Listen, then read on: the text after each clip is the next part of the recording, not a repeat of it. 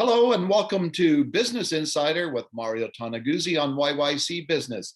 Joining me today is Myles Gooding, who is Global Consumer Markets Advisory Leader and Canada Consumer Markets Leader for PwC. Thanks for joining us today, Myles. Thank you, Mario. Pleasure to be here.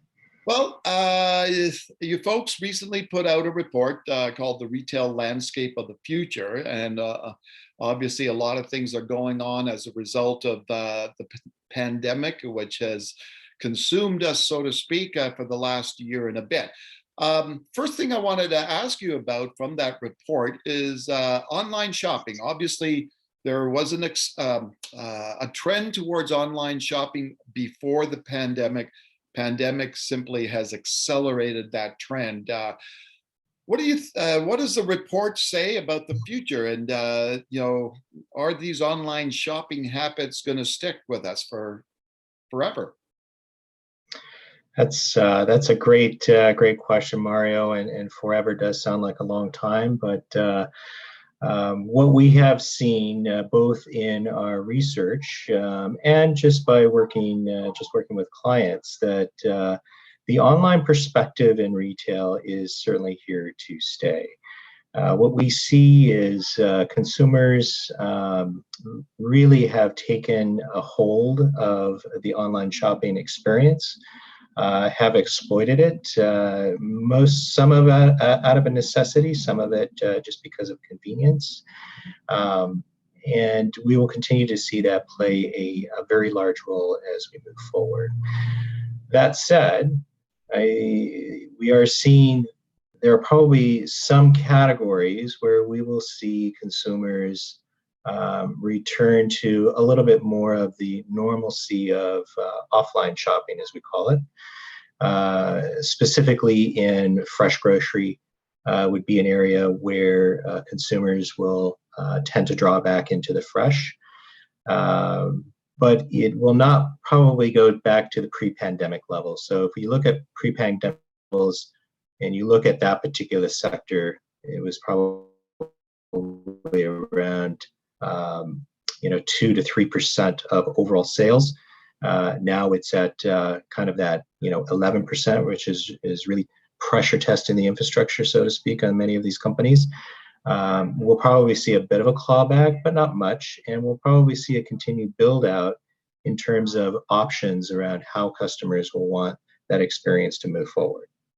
Now, Myles, do you think the pandemic and some of the habits that have been formed in online shopping have extended the reach of online shopping, like in the sense that different demographics now are using it when perhaps 2 years ago they wouldn't be?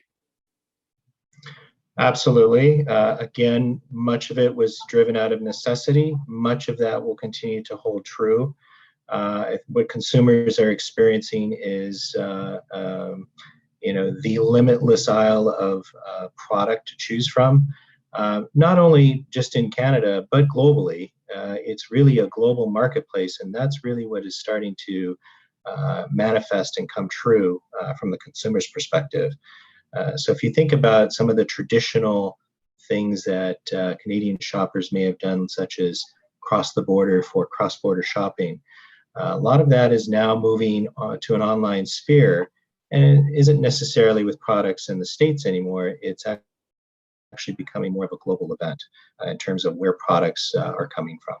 Okay, let's talk a little bit about the omni-channel experience and how important is that for retailers to get that right and to optimize that experience for consumers?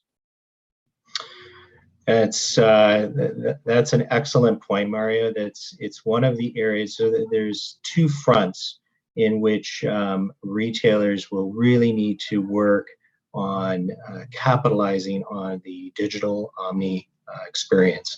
One is upfront with a seamless approach of online versus offline, and really a seamless approach of, from a clienteling perspective, how to engage with your customer from an experience standpoint on the front end. And then on the back end, really evaluate and investing in your supply chains, logistics distribution. Quite frankly, if you're at scale, probably automation to really drive the fulfillment options for your customer. But what's going to be important is to reduce those areas of friction, whether it's in front seamless online versus offline, reduce that friction, and also reduce the friction on the fulfillment side while upping the experience game. So it's a twofold thing, right? So reduce the friction, up the experience. Yeah. One last thing I wanted to talk to you about, Myles, is it's kind of a lot of the issues that consumers these days are feeling close to their heart, right? And there's social issues and their environmental issues. And as we move forward, how important is it for retailers and companies to align themselves with what consumers are feeling in those areas these days? It's that is one of the more pervasive concepts that are really starting to push through society and our organizations in general. Not only do we see it showing up in our own research with the consumer insights, but we also see it in our annual CEO survey, which is also out around where where the values are really becoming the new business currency.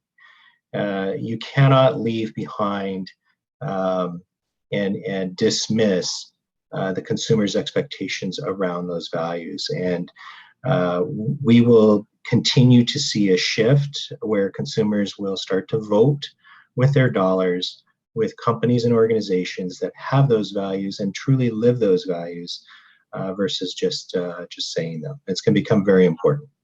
I guess those companies that don't hop aboard that train, I guess, will be left behind, won't they? They will certainly be left behind if they're not at scale already. Those that are at scale certainly will find that as a point of detraction and a point of where they may end up hitting what I call the wall in terms of how to grow their own business. So it's going to become very important. Myles, one last thing, is there anything else from the report that struck you that was important to mention? The thing that struck me is, and I know we've mentioned before, really important for retailers to tackle those two areas we talked about before. And again, we're seeing it in the CEO survey where, the economy is going to come back and the world is going to reopen. And it's in those that really position themselves along those avenues to become winners will win. As the world reopens. And this is the time to really position yourself to do that. Oh, interesting. All right. Well, thanks very much, Myles, for joining us today. Thank you, Mario. Pleasure. Okay, that was Myles Gooding, who is Global Consumer Markets Advisory Leader and Canada Consumer Markets Leader with PwC. This has been this has been Business Insider with Mario Toneguzzi on YYC Business. Thanks for joining us today.